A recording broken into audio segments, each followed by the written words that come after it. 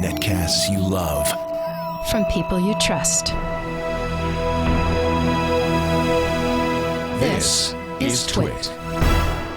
Bandwidth for frame rate is provided by CacheFly at CACHEFLY.com. This episode of Frame Rate is brought to you by Ford, featuring available Sync with My Ford Touch. Sync with My Ford Touch gets you to your destination with integrated turn-by-turn directions and directional arrows displayed on screen. Check it out in the new 2012 Ford Focus and at Ford.com/technology. And by Audible.com. To download a free audiobook of your choice, such as The Invention of Hugo Cabret, go to audiblepodcast.com/framerate.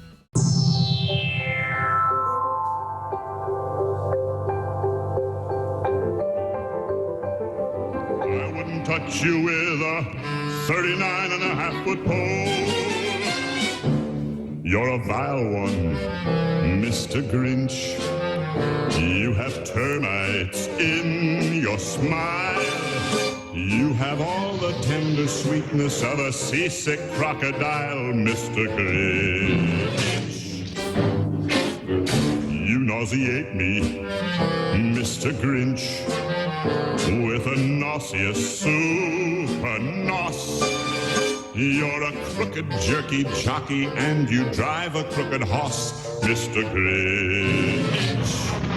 The three words that best describe you are as follows, and I quote: stink, stank, stunk.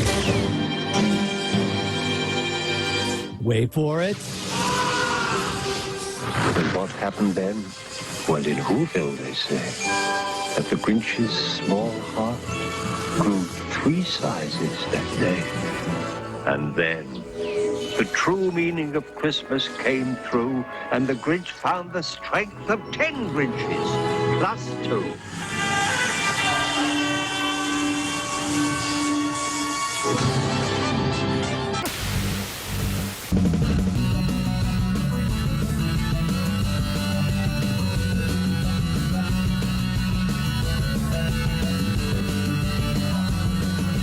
Frame Rate.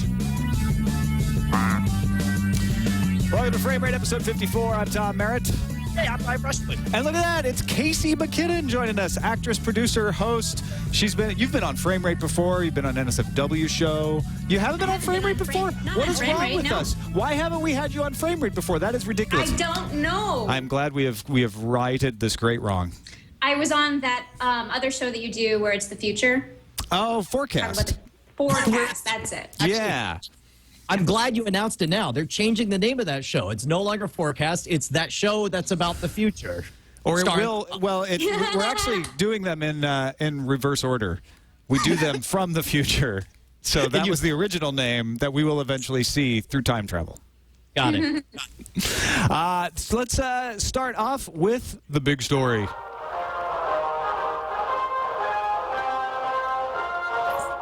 This just in, the big story. ComScore video metric stats came out this week for the month of October, revealing that 184 million U.S. internet users watched online videos last month with an average of 21.1 hours per viewer over the course of the month. That's a total U.S. audience viewed 42.6 billion videos, an all-time high, according to the measurement firm, and a big increase. So good news, I guess, right? We're seeing a bunch of people watching online video more and more.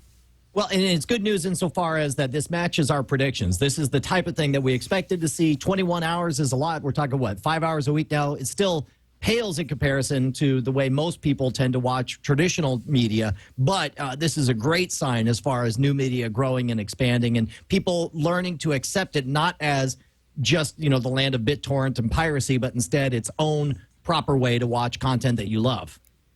This is what we've been waiting for. This is what we've been working for all these years, isn't it, boys? Absolutely. Hulu, 202 minutes per viewer.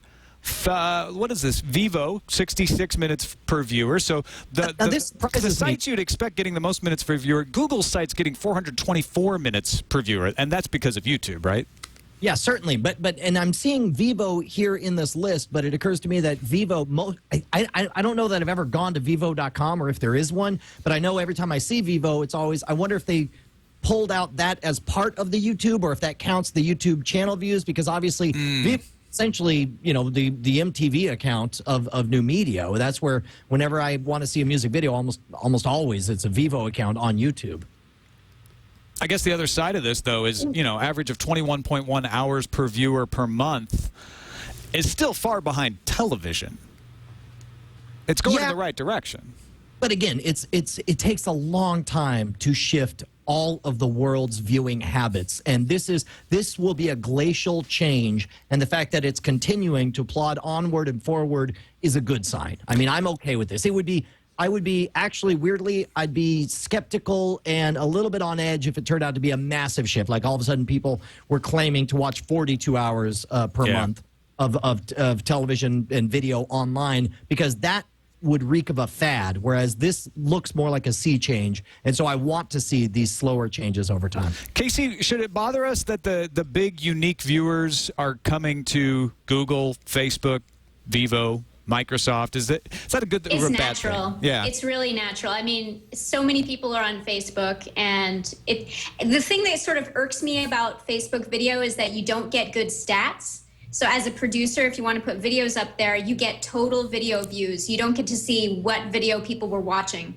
But, you know, you get the views, and it's easy for people to share. So obviously it's a natural thing. They also have an ad chart here in this TechCrunch story that we're looking at. Top YouTube partner channels ranked by unique video viewers. That's Vivo, so that answers your question there. Top U.S. online video ad properties ranked by video ads. Hulu, #1 for total ad minutes, with a 9.7% reach. So that doesn't mean that necessarily they run the most ads, but it was the most ads watched. And that's weird to me, because Hulu gets a lot of criticism for not having enough ads in their property, at least from within the industry, right? They say, oh, we can't make enough money off Hulu, but people are watching the ads.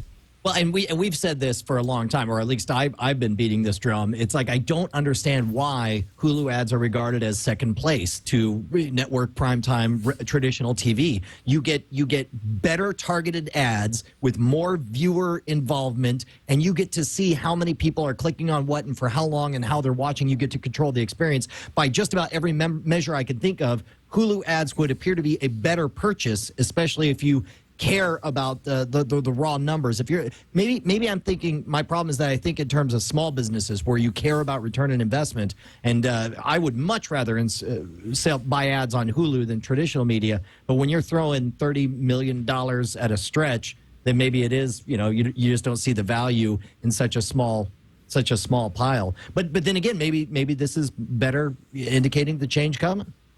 Well, you know, speaking from personal experience, it's actually really funny. I'm not worried about ads on Hulu. When I'm watching, I'll actually watch it. But if I'm going anywhere else, I'll just close the window because I get, you know, peeved.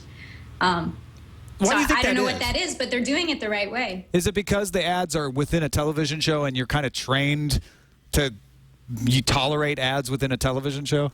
Well, usually when I go to Hulu, I really want to see what I'm looking at. Whereas when I'm going to other websites, you know, maybe it's just a funny video that someone linked to or some news story, and it's not exactly what I'm passionate about. I'm passionate about fiction, so I'd rather watch something on Hulu. Right, you're not as invested as you are when it's like, oh, this is the show that I've been waiting for. I got to see the next episode. That makes a lot of sense. Overall, though, you know, we've still got a long way to go before internet video is at par with television video. And I think, you know, we talk about this on the show all the time. I think that the two platforms are going to meld before that happens, that it will become sort of useless to count one over the other, because television as we know it now is going to be delivered over the internet. And likewise, you know, shows that are delivered over the internet, and we're seeing this happen in a little bit with Netflix and YouTube, are going to be premiering on the internet, and the whole thing's just going to mash up. Well, there's two things that are going to happen. First of all, the dividing line between real television and internet TV is going to get blurrier and blurrier as more real television shows up on Hulu and more internet television gets better. And that's the second thing that's going to happen, is there's going to be a massive flight to quality on internet TV. And it's initiatives like the $100 million Google plans to spend on YouTube, you know, top tier channels that are going to create really compelling, very targeted content that all of a sudden will start to outperform. Because I'll tell you, it's already starting to happen. There are lower tier cable stations. When you see the numbers that I know, we all know several podcasts that do better than certain shows that launch and then go away after 3 or 4 months on some of the lower networks. And I want so bad to say specific networks and specific shows, but I think that'd be a bad idea. But there are examples in my head of where internet television is outperforming traditional media in the high-end digital tier. Absolutely. Casey, how long before that merging happens, or do you think it will happen? There's a few things that are kind of blocking it. We've been looking at this kind of technology for years now. Our show Galacticast was one of the first shows that was available on the Apple TV when that launched, and we thought back in 2006 that it was going to be the time for the blurring of the lines. But, we were a podcast, a video podcast, which was separate from TV shows and movies. So then they have a way of separating that. So, I don't think that internet television, a lot of people are going to continue to put out content for free. And so it's going to be free versus paid. Mm-hmm. And, I think that's what the blurring is. It's going to be free versus paid. Are you paying $7.99 for Netflix, or are you just finding something cool on YouTube that you can get for free? Yeah, I am hardcore on Netflix, and I'm watching DS9. Yeah. Yeah. There you go. All right, let's move on to another big story. Stop everything. It's another big story. Now, Brian, you put this one in, so I'll let you set it up, but it's as much of a music as a video story. Well, and that's the thing. It's a little bit off topic for us in that this is a music-related story as opposed to a video-related one, but it's certainly right in theme with most of the stuff we talk about on Frame Rate. Elvis Costello, on his blog, if you go to elviscostello.com/news/steal-this-record/254, it's a snappy URL. Yeah, well, I think you can just go to elviscostello.com and then click through. And click. Yeah. Yeah, exactly. But the point is essentially there is a box set of some rare stuff coming out, and Elvis Costello essentially writes, you know what? We have tried everything we can to get a better price on this if possible, but and it's not working out. So we strongly implore you to spend that money on a Louis Armstrong box set instead. And he gives a link to it, and he says, I'm sure you'll get to experience all of this content later when the price goes down. And then the important part is he says, assuming you haven't already acquired it by some unconventional means. And essentially, it started a little bit of a discussion on Twitter that we had because I found this fascinating. This is somebody who, it appears to me, is screaming on the inside, doing his best to say as much as he can. This is the effects of some kind of massive dispute on the inside where he's begging the label not to price gouge, and the label saying, no, I think we're going to charge $200 plus for this box set of like 3 things that are old that you produced because we think we can get that much. And I think you're going to start to see more of these miniature rebellions from within these where artists are bound by their contract and they're bound to the label gets to make the final decision. And I think you're going to see more miniature kind of Occupy Wall Street-esque protests where people say, you know what, screw it, just get it some other way. This is completely bogus that they're charging this much. Now, he wrote a sort of funny toned post here. It's a pastoral note, and he uses a lot of flowery language, for effect. The return of the Spectacular Spinning Wheel Songbook Super Deluxe Edition, it's 1 CD, 1 DVD, and a 10-inch vinyl EP, is available for $202 on Amazon. And that's what he's objecting to. He says that price is either a misprint or satire, but we can't recommend that you buy it. That's when he goes on to say, buy Ambassador of Jazz, which is a Louis Armstrong box set, and then sort of implies that maybe you'll find a way to get the music in another way. And hey, tickets are on sale for the Spectacular Singing Songbook appearances in the U.S., U.K., and Europe during April, May, and June in the spring of 2012, because that's where he's going to make the most of his money, right, on the tour. Yeah. Well, and I think that we're starting to get a more educated populace where we understand the difference between loving an artist and loving the label that is releasing them. Whereas something like this, there's no way you could get away. You would, number one, you'd have no format to distribute this kind of missive back in the 1980s, and number two, the label would shut you down and say that's not really him. Somebody hacked his account or whatever. But I think artists are getting a lot more power nowadays, and I think this is evidence of it. Casey, what's your take on this?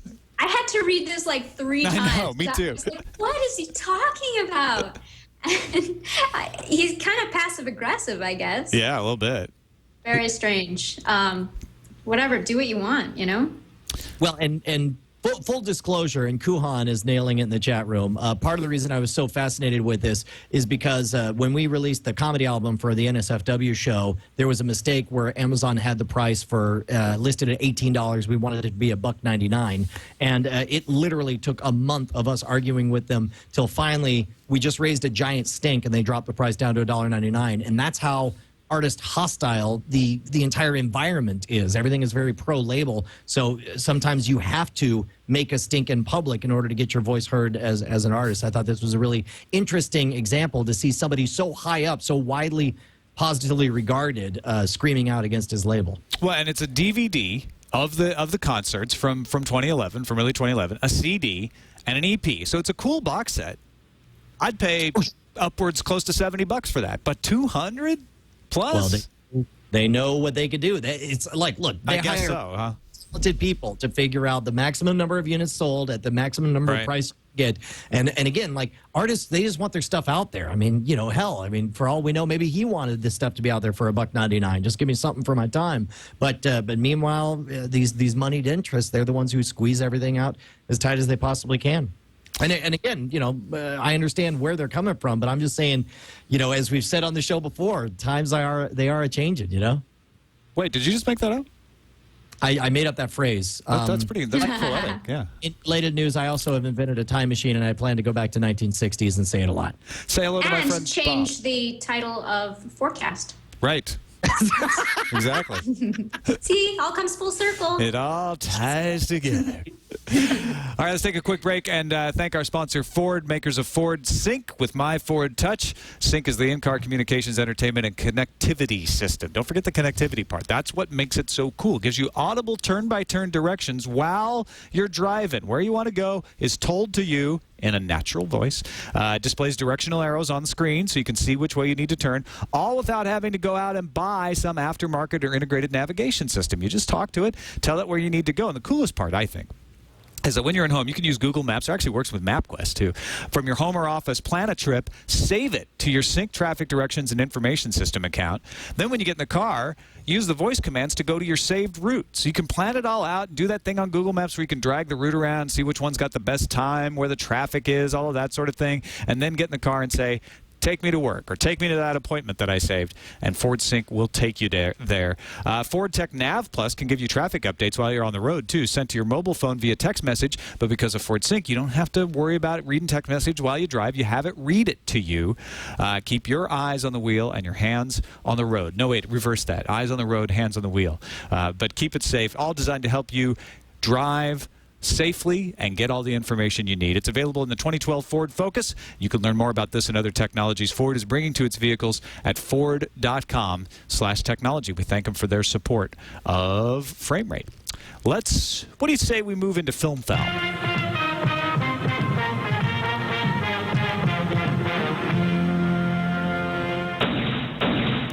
All right. No, Tom. Yeah. I say don't move into Film Foul. All right, forget it. We're done. We're out of here. Not moving into Film Foul. No, you're going to be happy about this. 1080p projection, forget it. 4K home projector, 18,000 pounds. Okay, that is a very heavy projector, and I don't know that any For Americans, that's $28,000. Oh, okay. No, I would pay that much. Still very heavy. In dollars. Yeah, it is heavy to walk into Best Buy with that much cash in your pocket. I think this is number one, very important and very good. Now, first of all, just so I have my brain right on the technical specs, 4K is 4 times. It's essentially 4 1080p screens all in a quadrant, right? That's the equivalent resolution? Sounds right to me. Yep. Okay. So, number one, just from regardless of my cinema display, and I understand that's how they want to sell it for people who are doing high-end home theaters, and I understand that's how things are going to start. I cannot wait for 4K displays to become the standard for computer interface displays. As we've said before, I right now have 4 monitors here. I'm going to give you a little behind-the-scenes view here. I've got 4 monitors right now. Wait for it. There you go. Just so I can have enough screen real estate to see and do everything that we do on frame rate and NSFW. I would love it if I could spend $5,000 and just have one giant display that gave me the screen real estate to do everything that I want to do. And I understand that at the high end, you're going to hit all the movie stars with this kind of thing, but I am so excited about 3 years, 4 years from now, the trickle-down effect about somebody like me being able to buy a giant LCD display with that kind of thing. Well, and this is actually the kind of thing you want. I mean, actually, I don't know. Maybe you should just do a projector and have a big white screen hanging in front of you once the price on this comes down. But then wouldn't we have to worry about the resolution of the screen or the wall? Well, I think it's based on the paint of the wall is how good of a picture you get. It's more of whether it's washed out or not. But also how flat it is. Wouldn't we have to worry about how flat it is? I know my walls are bumpy. Yeah, that just adds texture. It makes it 3D. Although, you know what's really cool is if you look right behind me here, I actually have a white screen that's pulled down to the floor. Uh-huh. And obviously that doesn't work in the daytime. I couldn't do a projector in the daytime, but at night I could technically use a projector on it. We've made a lot of jokes about how everyone would see what we're watching, in reverse. In the neighborhood. Yeah, right. So we'd have to keep it, safe for work. That's funny. Yes. You have to be very careful. No Cinemax. Okay, so let's take bets real quick here because I remember hearing about certain HD TV displays that were LCD. And I want to make a quick point before you place the bet. This is an upscaler. It takes your Blu-rays and upscales them to full HD and blasts them out at 2,000 lumens. So 4 times resolution of full HD. It isn't a native 4K video player. That's still $65,000. So go ahead. Now. Got it. Okay. Well, and that's good intel to have because my question is, I remember hearing about, I think it was Mark Burnett or one of the people who bought one of the first like $20,000 70-inch LCD HD screens for the home.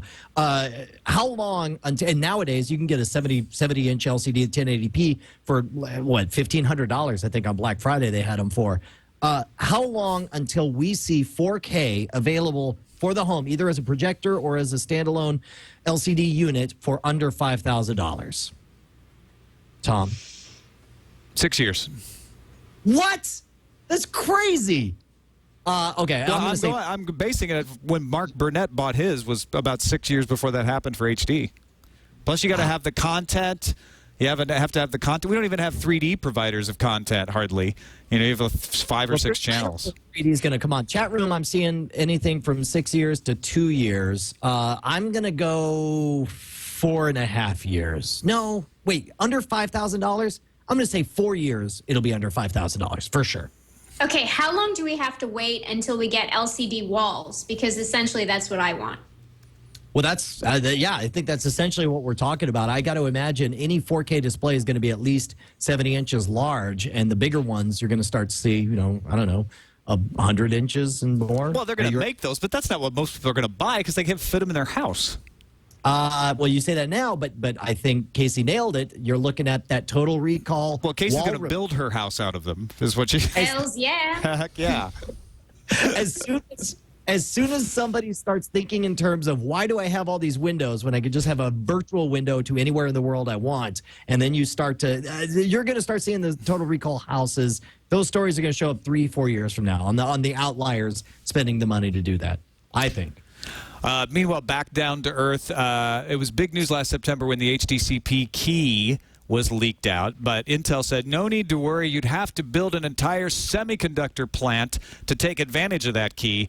Turns out that's not so true. Germany's Ruhr University has some researchers who used $250 of commercial gear and were able to connect any non-HDCP-enabled monitor to an HDCP-protected source. HDCP, if you don't know, that's the high-def copy protection that keeps Blu-rays safe from your prying eyes. Basically, right? That uses the HDMI interface. This is amazing because correct me if I'm wrong, Tom, this is the first time ever there's ever been a story of a company claiming that its encryption was virtually unbreakable, or that it would take an inefficient amount of horsepower in order to crack it, and then young upstarts figured out a way to do it very cheaply. First time that's ever happened, right? I'm sorry to have to correct you there, Brian, but I think it happens every time. Okay, now you say every time. You mean like 1 out of every 8 or 9 times, right? No, I mean like every time that someone comes up with copy protection, it's pretty much cracked. Yeah, this happened to the HD DVD key in 2007. Yeah, and with all the music DRMs, they all got cracked. Yeah, but they all keep saying, though, that this time it's different. Are you saying they're all wrong when they keep saying this time it's different? No, I'm saying we're in an abusive relationship with the copyright industry. This time it's different. Listen, I got to copy protect you for your own good, baby. You know how it is. Yeah, I mean... Copy protection wasn't very strong, but this time it's different. It's strong, darling. Don't worry about it. We're strong. It's for your own good, darling. If they weren't so rich and powerful... So hot. Yeah. If they weren't so rich and powerful, I'd feel bad for kicking them every time. But I'm sorry, when are they going to figure it out that copy protection protects nothing? And I'm not saying that we don't need copyright laws. There are always those who are like, why are you advocating stealing? I'm not advocating stealing. I'm saying copy protection doesn't protect anything. All it does is punish people who actually want to legitimately use their content. And try to wrap your mind around this. It's the equivalent of a batter batting 0-0-0. Like never once in the long term, always the Pirates win. So it's a feudal battle from the very beginning. So let's change the paradigm. You just made Justin Robert Young very happy by saying the Pirates always win. All right. Hey, have you guys seen 17 again? No. No. Is that What's wrong with you? I'm an okay, adult. you know what? A lot of people don't realize how good 17 again is. They just think, oh, Zac Efron's in it, so I'm not going to watch it. But it's actually really good. And there's a character in the film who basically created DRM. And then he says right after, that's how he gets rich. And then he says right after that, consequentially, he's also the inventor of the software that breaks DRM. Oh, yeah. That's awesome. That's what everyone believes happens with all kinds of security is like, McAfee isn't just making your antivirus. They also make the viruses. That's always the conspiracy theory. I don't think that really happens. I don't think it has to happen. I think there's so many people out there that are doing things like Ruhr University where they're like, yeah, it may have gotten a little harder this time, but all of this stuff is crackable. And it may not even be very practical, but it just doesn't work to protect your copyright. All right, let's finish up Film Found with a look at the winter movie draft. Oh, we skipped that, didn't we? Snapdrags, you weren't ready for that. I was ready for the next story. I skipped the YouTube ads. Okay, well, I'll do that while... No. I didn't have that tab open for some reason. So, yeah, YouTube, just a note here. YouTube added a bunch of Disney films to their movie service. I'm not sure how many people are using the YouTube movie service, although some Android users I know have been using the Google movie service, and these kind of spring from the same wellspring. So I don't know if the Android service gets these as well. But, when you say Disney, don't forget that doesn't just include Winnie the Pooh and Alice in Wonderland, but you're also talking Pixar, Cars and Cars 2, and all those shows will be showing up on YouTube as well. All right. Does that yes. give us the winter movie draft? Oh, yeah. I'm sorry, Jason. That was my fault. No, it's all good. So this week was Arthur. Wait, I'm sorry. No, was Arthur, Christmas, Hugo, and the Muppets. Muppets took the week for Justin Robert Young. Oh, no, it didn't. In fact, our Thanksgiving weekend, actually, your Twilight movie still dominated. Well, yeah, no, I'm saying of those three.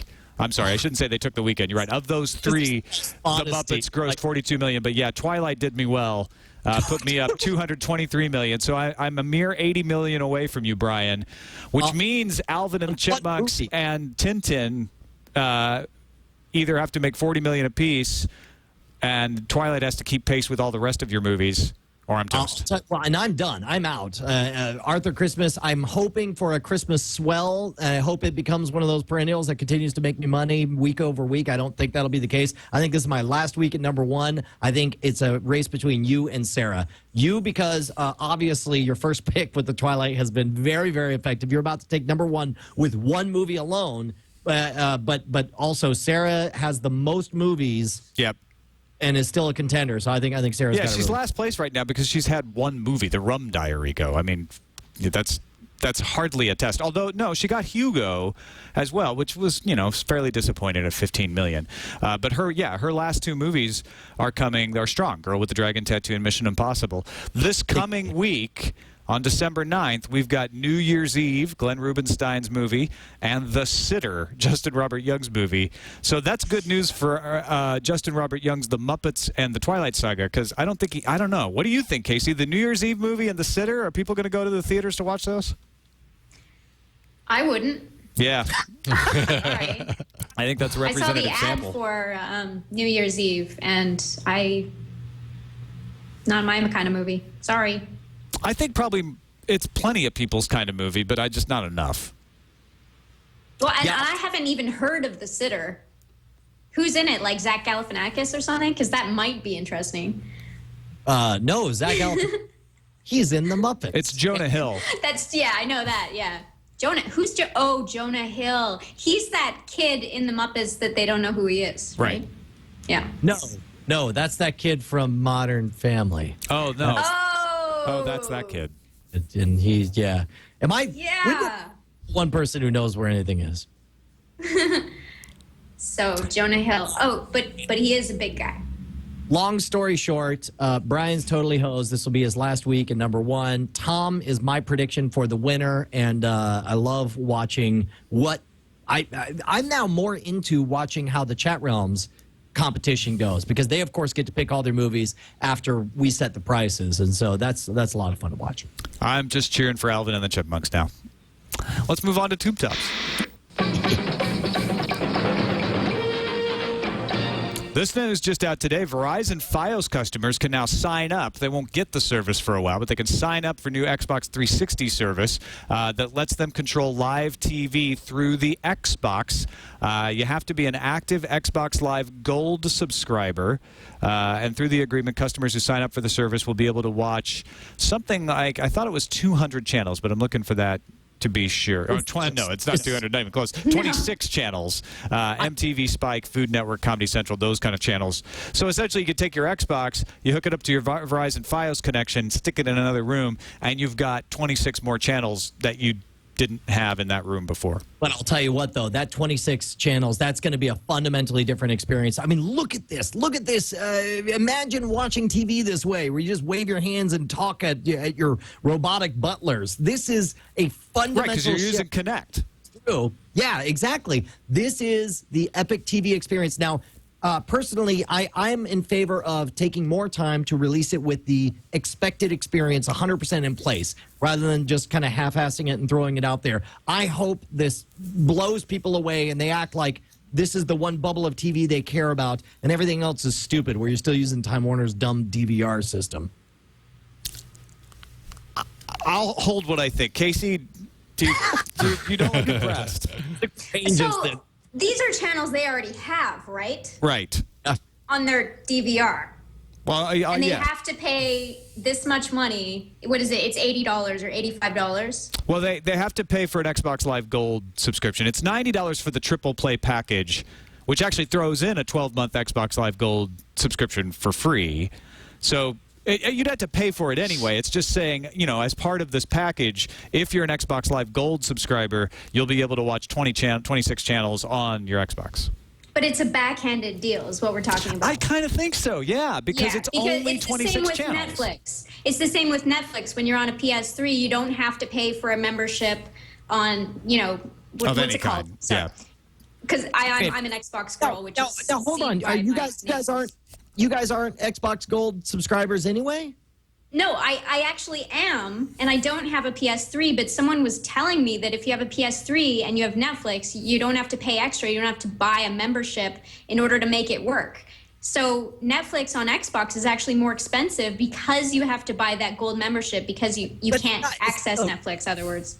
I would disagree because it's a sunk cost. You've already spent the money for the gold membership for all the other benefits that you have. This is just the ecosystem that you're in if you want to watch Xbox in your living room using that device. And of course, if it's important to you to save the, what is it, $59 a year, like I get weirdly happy once a year when they charge me $59 for my Xbox Gold because it makes me think about when I got my Xbox and I think about all the people I've hung out with playing casual games and the experience I have in this highly curated experience, this very Apple-like experience. I think by and large, the Xbox Gold experience is way, way good. And unfortunately, I can't compare it to the PS3 experience. But I'm going to say if I can get that and replace my stupid Time Warner dumb box trying to remember what channel Discovery HD is on experience. You're not going to be able to replace your box, though, because you only get 26 channels.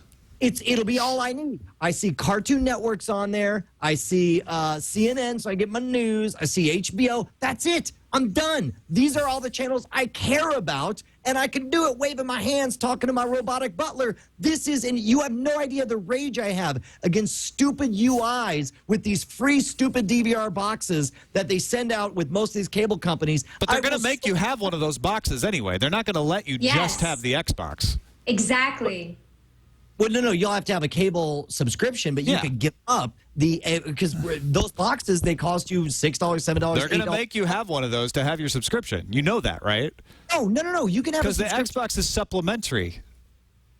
Right. No. But you're not. You don't have to pay for the DVR. You don't have to because DVR it's like $6 for the box, and then it's $6 for the DVR service on top of it as well. So you could back off on one of those. That'll more than enough pay for the. Well, you know, you're not going to get this on Time Warner either because it's an internet thing, and Time Warner is against all internet things essentially. But that's a separate thing. My problem with this is, first of all, you have to be a Verizon customer, right? Verizon Fios customer.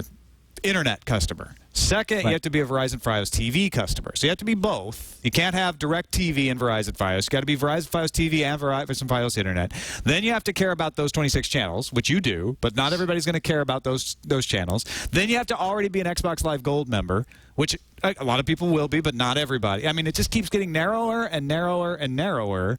And then you're telling me like, yeah, but the cool thing is Connect. You've used my Connect to watch TV, and it's impressive as a demo, but it's not very impressive when you have to use it every day. Okay, and I will totally agree with that. But this is a step in the right direction. What I am craving more than anything right now is a user interface experience for television watching, traditional media television watching, that doesn't make me want to choke an entire corporate company, because that is what my experience has been universally. Every time I pick up my Time Warner remote, I want to punch someone, and anything would be. And I'll pay for the privilege to have an elegant Apple-like solution for interacting and deciding. I don't want to know what the numbers for any channels are ever again. Brian, I totally understand with you about the DVR. I hate the DVR. I want to throw it across the room as well. But I was also really disappointed when I heard the announcement of how Xbox TV was actually going to work. That you have to have that gold membership. And you know what? I mostly am a solo gamer. I'm not really big on multiplayer. So if I could have got my Netflix without getting a gold membership, I would have done it. So if I had a PS3, it actually would have been good for the time, but I didn't. And now I'm paying through the nose, So the thing about the TV as well, I feel terrible that people have to, pay extra. It's just another way to squeeze money out of us, really. And it's so disappointing because I believe in this. I just want my Xbox and I just want my TV and I want everything in the same device. I have an Apple TV as well, so. And I guess the positive is at least this is a step, right? Microsoft is actually learning how to make these deals and get people to at least try it. If this doesn't totally fall flat on its face, maybe they'll be able to open it up and get it to be more what we all want, which is that ability to just have my TV coming through the Xbox. That's true, but what they've been doing is they've been making it so that it's easy for someone to come on to Xbox. The way they're sci-fi, they're making it more like apps. They've got their, they've got Netflix, and they've got, what's the other one? Bing. No, not Bing. Crackle? Zing. Zune. The Zune right, Marketplace. the Zune Marketplace, Yeah. right. So you have to download that in order to make it work. In order to watch anything on it, you have to download it first. So they're making it, it's apps that you're adding. Yeah. So the same thing, that's what this Verizon Fios thing is going to be. Yeah. So I don't think that they're just going to continue. Come on, we're talking about huge companies here.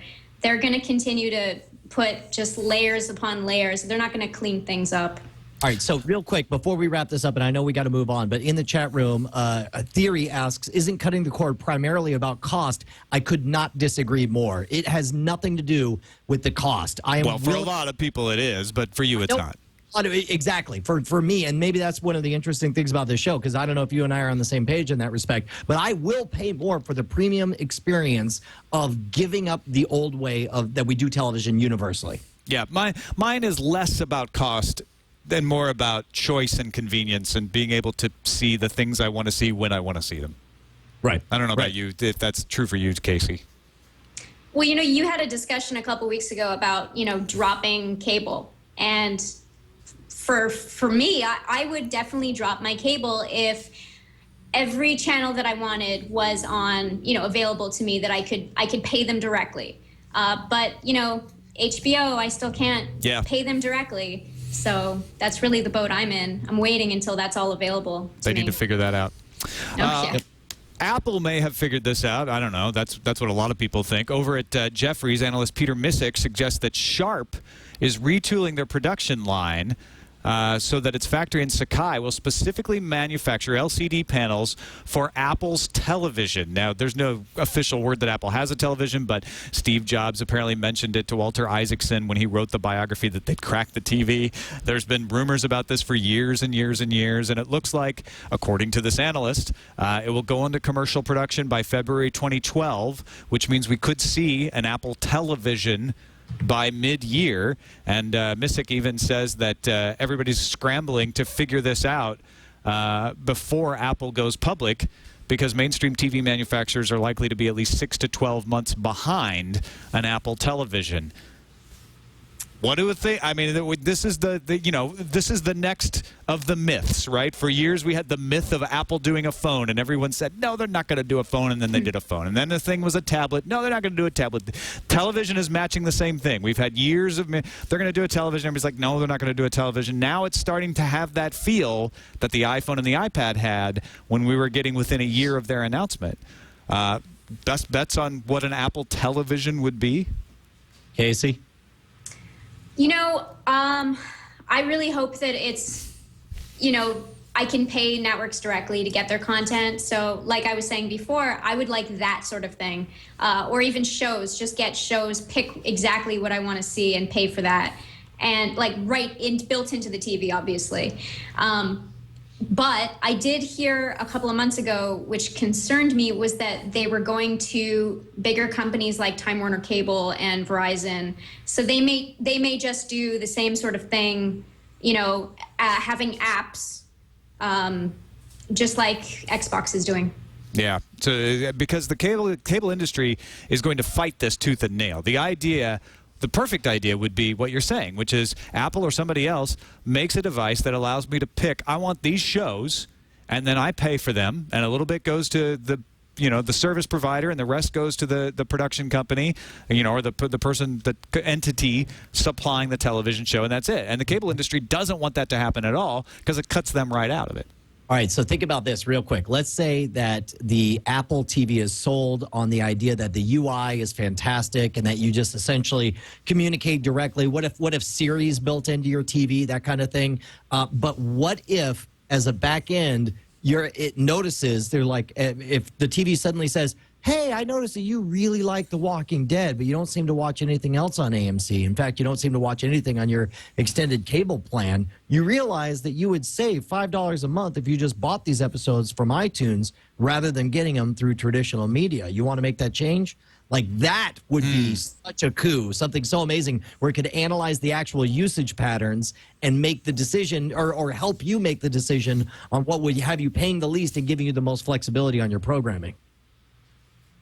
Yeah, Apple's got to get the deal done for this. So I don't think they could get away with getting cooperation from the cable companies if they were doing something like that. Yeah, that's true. They can't even get the networks to sign off on iCloud storage of the stuff they already sell.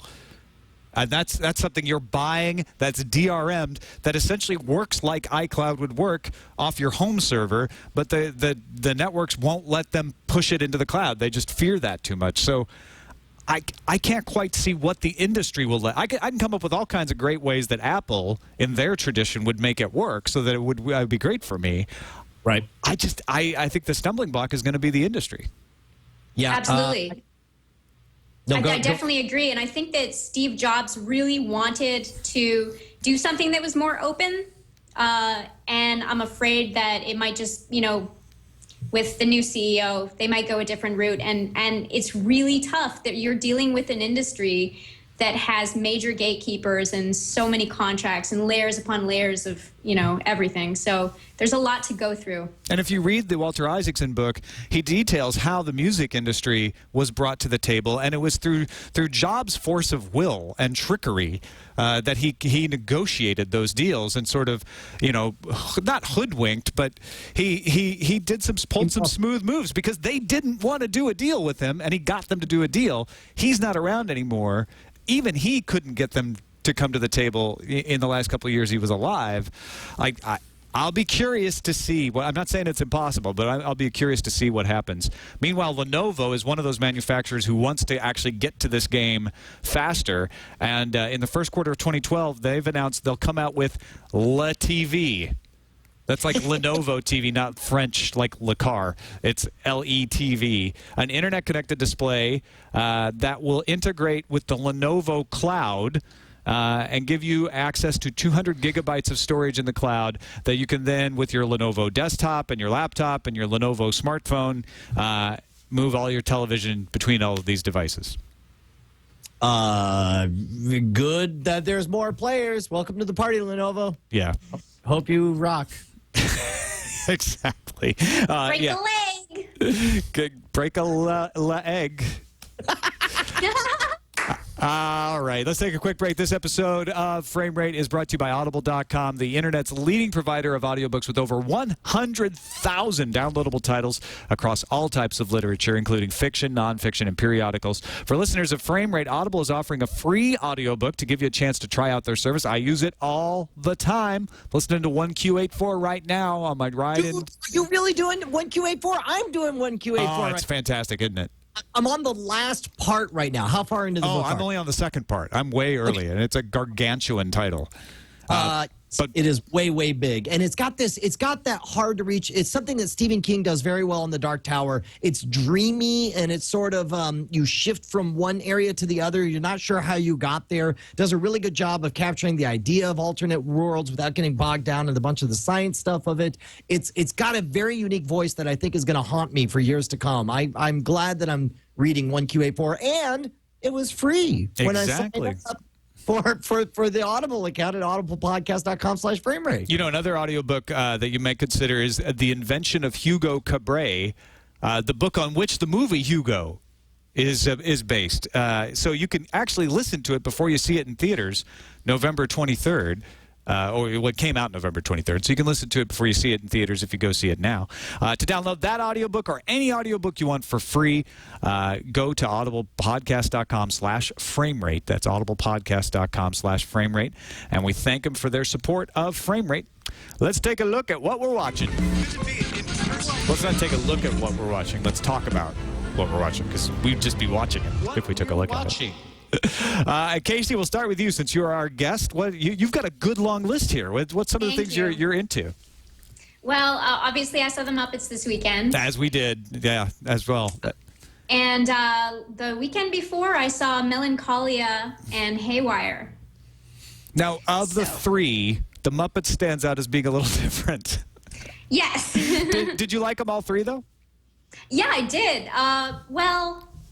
That takes a little thinking. I mean, The Muppets was amazing, obviously, just as I knew it would be. And Haywire was a really awesome surprise because I got to see it at the world premiere at what was a AFI Fest. Okay. which was very cool. It's really badass. The girl that they have in it, Gina something, I believe, she's an MMA fighter. So when all the fight scenes are intense like you wouldn't believe. It's hardcore to the bone. The acting is, it's all right. I mean, it's her first movie, but they have Michael Fassbender, Ewan McGregor, and it's really cool. So it's an indie film, so, I mean, you have to sort of swallow a little bit and go, okay, it's an indie film. It's a different level of expectation, but it's a great surprise. Now, go ahead. And Melancholia was weird as heck. My grandmother had actually just died, and I went that night, so I was already feeling depressed, and this was an orgy of depression. Was that a good catharsis, or did it just make things awful? I came out and I was pretty much catatonic. Yeah, I bet. Yeah. So interesting movie, but it doesn't make a whole lot of sense. Not a pick-me-up. No, definitely not. And it goes on really long. You're better off watching and appreciating the trailer because it really is a masterpiece. But when you see the movie, you realize that the trailer was a masterpiece and that the actual full-length movie is just too long. Now, you're also watching Hell on Wheels, I saw. I am, but I'm disappointed in it. Now, see, I'm only 2 episodes in. The first episode I saw, I was like, all right, this seems like a just typical Western, but I'm going to give it another chance because maybe it's growing. The second episode got a little more intriguing. There were some more twists, and I think it's shot well. I like what they're doing with lighting and everything to make it look kind of tin-typey. But you're telling me that maybe it's not worth hanging in for.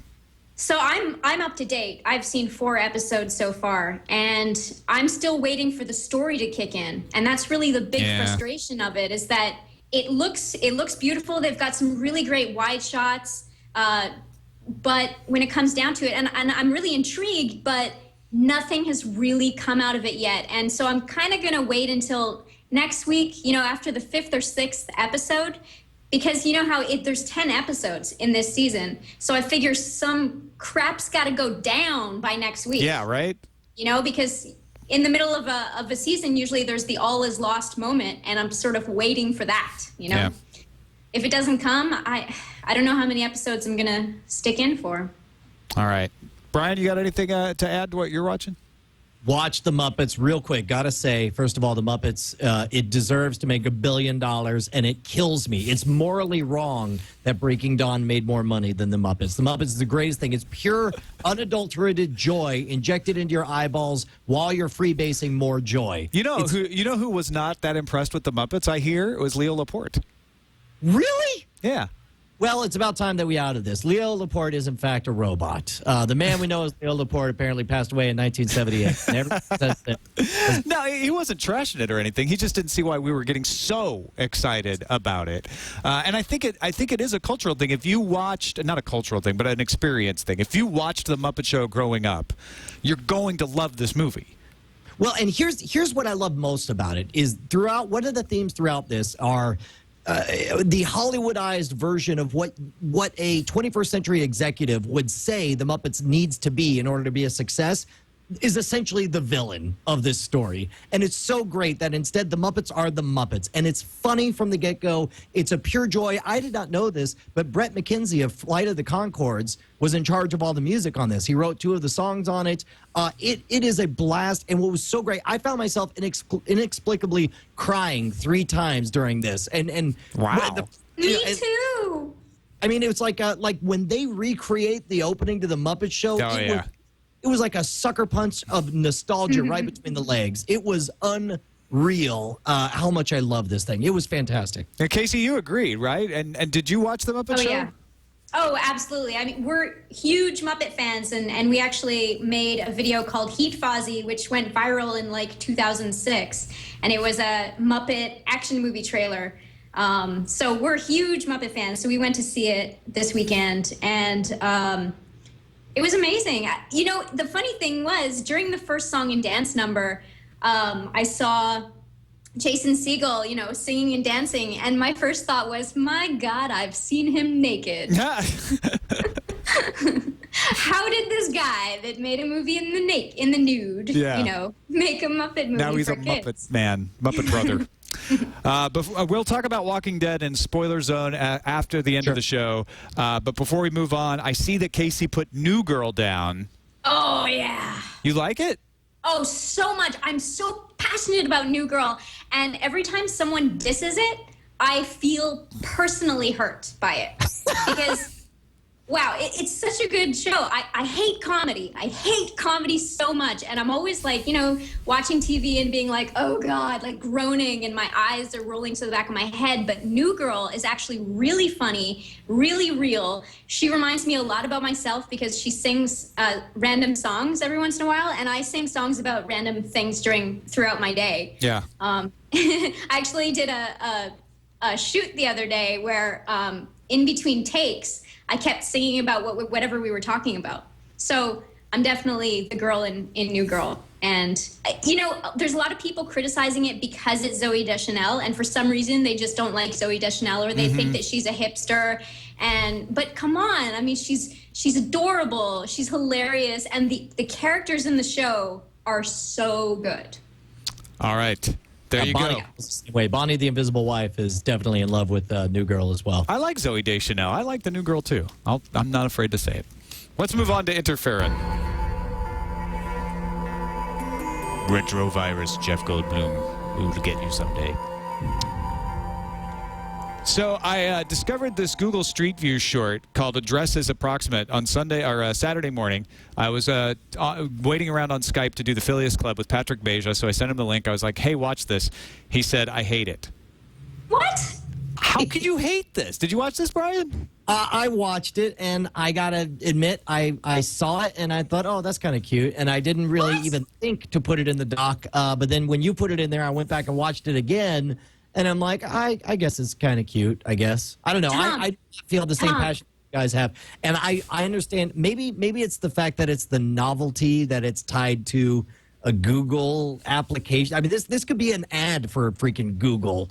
And it doesn't strike me as artistically relevant. Or I mean, I don't know. A toy is sad and experiences the world virtually on the internet. Well, I'm sorry, but that's half of humanity now. So I don't really see what's unique about it.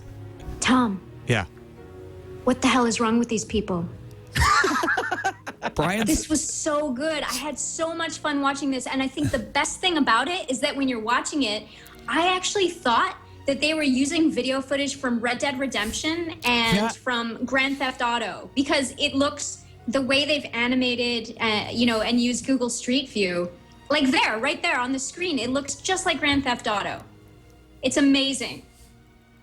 I loved it too. I just thought it was really, really cool. I liked the visual effect of using Google Street View to make moving, and I liked the melancholy toy who can only experience driving through an R2-D2 robot clicking over and over on a Mighty Mouse. The lighting's great. Yeah, it's well shot too. Okay, would you love this as much if Google Street View wasn't a thing? Like how much of your affection? Actually, I don't think it has to. Yeah, I have forgotten it's Google Street View by the time I'm to this point in the video. Yeah. To me, it's just cool. Yep. Yeah, I don't know. And again, I'm not hating on it. I just didn't love it the way you guys did. I know what you did love. Harvard University has invented a robot face hugger. Yeah, let's pick up the video for this. This is an IO9 article somebody tweeted out earlier today. This is apropos of absolutely nothing except for, seriously, that's a GD face hugger made of silicone run by air. And it's so creepy. If you've seen the visual of this, then you know what I'm talking about. I saw this and I thought anyone who watches Frame Late. Now you're just calling it they're just calling it a face hugger. It's not meant to hug faces, right? No, and first of all, I'm pretty sure that Harvard isn't calling it a face hugger either. But look at the freaking thing. It's a damn face hugger. All right. That's disgusting. It's coming to get you too. That's right. Yeah. Episode. Face hugger wants your hugs. He does. He just wants to hug your face until you die. That's all. Yeah, we should point out also, and I know we're short on time. We don't have time to really show much of it, but after the show last week, I showed you the preview for Danger 5 and the fact that episode 1 came out, which I'm surprised that you didn't see the buzz on it. But Danger 5, if you look at the preview, it's up on YouTube. It looks like it was shot in the 1960s, and it is note perfect. Everything from the style of clothing to the use of miniatures to the overdubbing that's slightly off. It tells the story of an insane Adolf Hitler hell-bent on taking back the world in the 1960s. It is epic and awesome, and I highly recommend everybody check it out online. If nothing else, watch the preview for Danger 5, because what's funny is they put out the preview and it got 500,000 views. Everyone said this is epic, this looks awesome, and then first episode came out and the reaction was like, wait, they're really doing this? Yeah, it's not just a trailer. Yeah, exactly. You know what? That reminds me of a video I saw with Max Mosley. Max Mosley? What is that? From Formula One. It's a really bad joke. So just let it go. All right. Danger 5, Max Mosley. See both or either in a theater near you. Let's check some feedback. Now it's time for feedback with Brian and Tom on Frame Rate. Oh, yeah. Feedback to Frame Rate can be sent to framerateshow@gmail.com. Barry writes in and says, fellas, thanks for the advice about cutting the cord. I wonder what you would do in a real-world example. Let's say you have good internet speed at home, an unlimited data plan on your phone, and various electronic items, Xbox, laptop, tablet. The challenge, you have $150 for initial sign-up setup cost and a budget of $150 per month for electronic services. Where do you spend your money? Options could be Audible, Roku, Xbox Live, Netflix, Spotify, Hulu Plus, Apple TV, Blizzard, account, cable. Feel free to use different values based on your local cost of living. I think what's interesting here is he's throwing in audiobooks, he's throwing in gaming, and saying you've got $150 per month after you've already got your devices and $150 for setup and sign up. What do you spend it on? I mean, to me, this would right now I'm spending about $160. I don't have premium cable, but that's phone, internet, and cable television, of course. Briefly, I was doing HBO just for Game of Thrones, and then I turned it back off again. I'm gonna say if I could, I start from scratch. And the problem is my kids are already addicted to Boomerang and the cable television that they know and love. But if I was doing it from scratch, I would do $99 for the very highest wideband internet that Time Warner allows in my area. I think he's already allowing that before the $150. Oh, really? Yeah, he says, let's say you have good internet speed at home. Oh. So $150 is just for the content. Oh, well, then you're just swimming in cash. Then in that case, I buy everything on iTunes. And I get a friend who I slip $30 a month for access to his HBO Go account. Done. I'd add Netflix. Oh wait, well Netflix, of course. And I'd use Hulu free, but I wouldn't pay for Hulu Plus. Right. Same here with me. But there's a lot of stuff that I would buy. People don't realize. I would buy a Roku.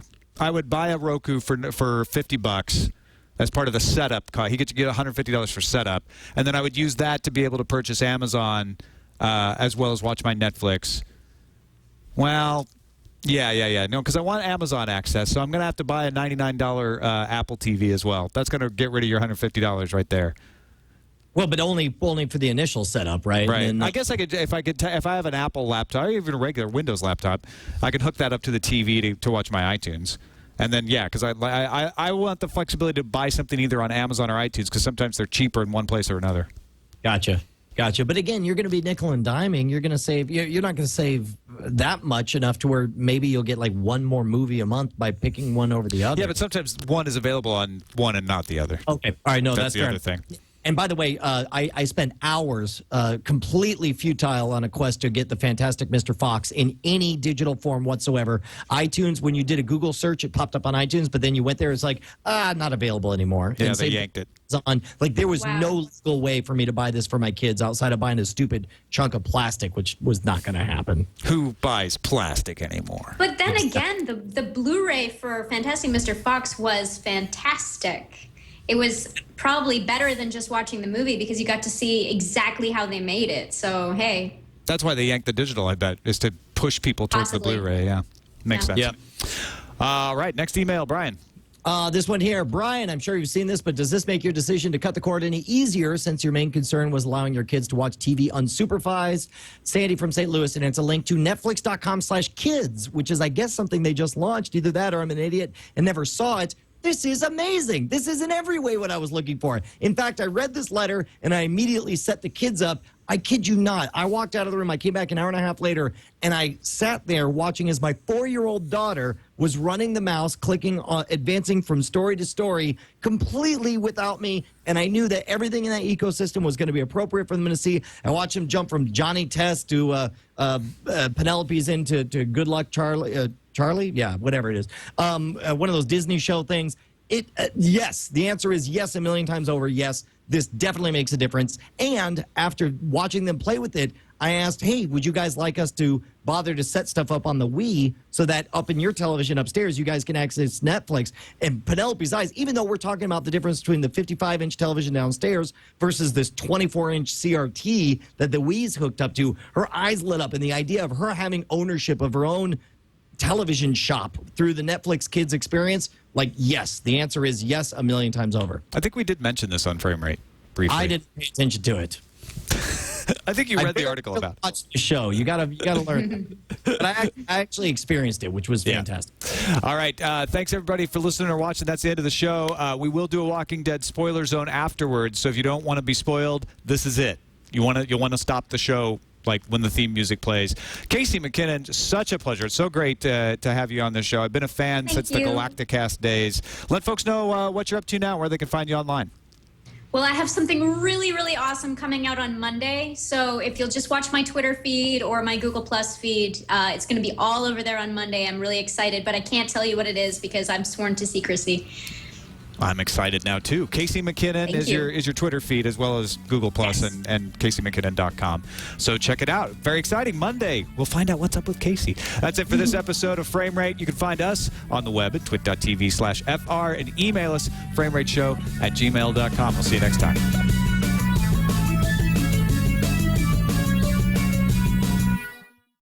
Silent Green is people! All right, is everybody else gone? I think we're just good. the people who are caught up on Walking Dead now? I kid you not. And I'm serious. Chat room, you guys get the hell out of here if you don't want some serious spoilage. Because I'll tell you. Casey, you're caught up on Walking Dead? Yes. All right, good. As frustrated as I have been with the entire second season of The Walking Dead, I could not deny that at the end of this last episode, I full on, well played. Well played, Walking Dead. I'll turn it down. It was. I didn't think they would have the gonads to number one, kill off Sophia after all. For all our talk about how we wish she was dead, I think we all really believed that she was going to be alive.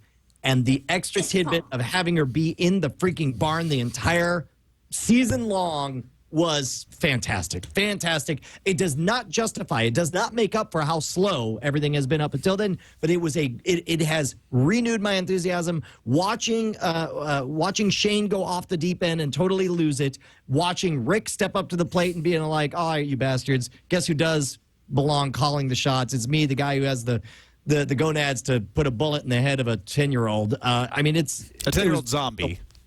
Well, whatever. Same difference.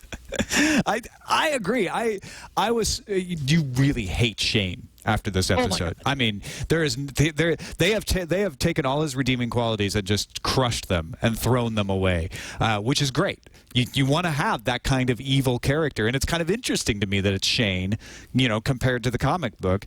You also see Glenn and Maggie start to blossom in this episode, and I'm a big fan of those characters from the comic book, so I was cheering for that. There's also a Portal reference. Was there a Portal reference? Yeah. Glenn made a Portal reference. Oh, he did. Yeah, you're right. No, I'd forgotten about that. Exactly. That was pretty awesome. And then The fact that you actually lose someone that you cared about and thought was going to be alive, that's essential for The Walking Dead. That happened. What was the other thing? There was another thing that I was thinking about. The biggest thing that impressed me and has me happiest about this last episode is the discussion is over. The television is the television experience is truly its own completely independent story from the comic books, and it's so far off now that I can let it go. The conversation between Carl and Shane. Between Carl and Shane, no. I was a bigger fan of the conversation between Dale and Shane. Dale is far and away my favorite. Dale too. But no, when Carl told Shane, like, we have to stay here. Yeah, I was like, nice. Now we're getting Carl starting to turn into the hardened young man who is willing to maybe take some things into his own hands. Yes, well, and in the comic books, and of course this is spoilerific even in the spoiler zone, but in the comic books, of course, essentially there's an argument and things get a little bit violent between, or about to burst into violence between Shane and Rick, and it's actually Carl who puts a bullet in Shane. Carl kills Shane. I don't think that's very spoilery unless you want to read the comics, because that happens very early in the comics. So we like you said, that ship has sailed. We're far beyond that part of the story. I don't know if it's sailed, though, because now that, the kid, what's his name again? Carl. Now that Carl's got the hat. Yeah.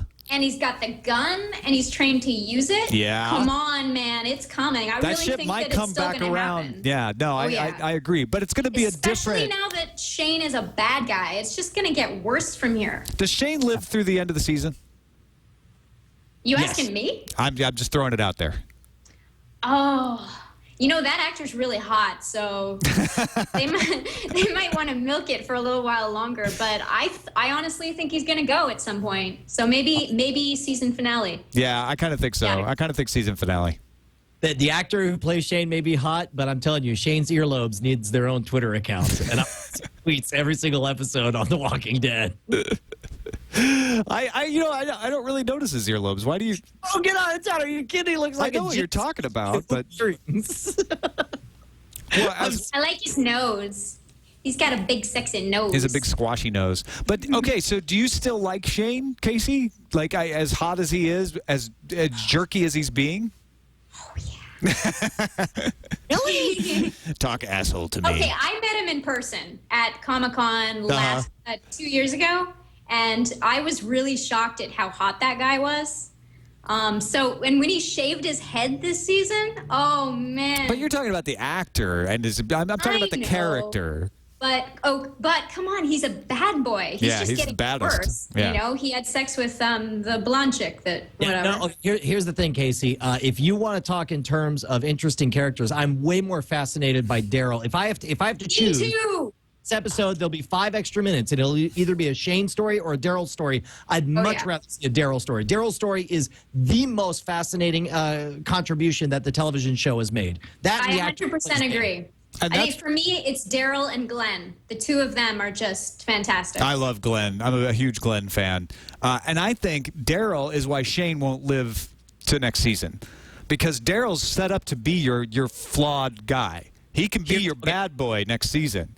Here's my prediction. Is things will get worse for Shane, and Shane is too valuable a property for them to totally explode. And much like they did with Michael Rooker, where they left stuff mysterious, you never know when he was going to show up, I think Shane will be banished. He will make a run for it and disappear. And to be honest, for all our talk about Michael Rooker playing the governor, from now, Shane will be the governor. Because Shane is espousing the governor's line of thinking right now. Absolutely. Yeah, he's doing what it takes. And what it takes is the people want bread and circus. So you have yourself, a warrior pit with some half corpses out there once a week. That would be an interesting take of Carl shoots Shane at the season finale.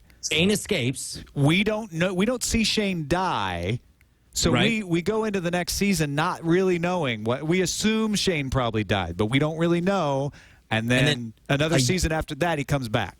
Yeah, it comes back as the force that invades, and this is mega spoilery, as the force that drives a tank over the bridge of the prison. Shane is part of the crew, and hell, maybe Shane hooks up with. Oh, that would be badass. Oh wow, yeah.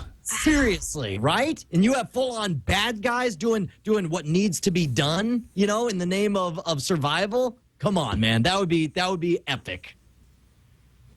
I think if Robert Kirkman has not written this way already, he needs to revise. Yes. Everyone forward this to Robert Kirkman immediately. Jackasses tell him what to do on the internet. Because if you can't trust 3 people streaming live on the internet, who can you trust? Yeah, exactly, right? Exactly. Let me put one other thing on The Walking Dead, and I need to clarify here because I think some people thought I was taking a shot at The Talking Dead. There was a couple of summaries and a couple of podcasts that I had seen in the past that had like a zombie kill count or a zombie headshot or whatever, and I tweeted, if you have a zombie kill count or a zombie headshot of the week, you are totally missing the point of The Walking Dead.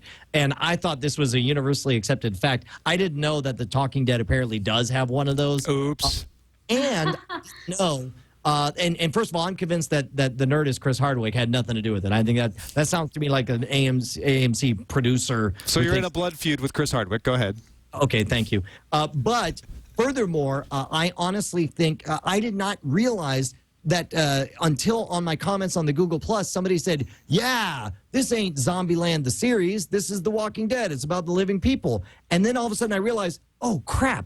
There are people out there who want Zombieland the series, and this is the closest thing that exists to it. Yeah. And Zombieland the series, which as far as I understand is being made for TV right now, Zombieland the series would be that gore fest, that gore porn that some people actually want. And I could see those people being very frustrated with the character-centric nature of The Walking Dead.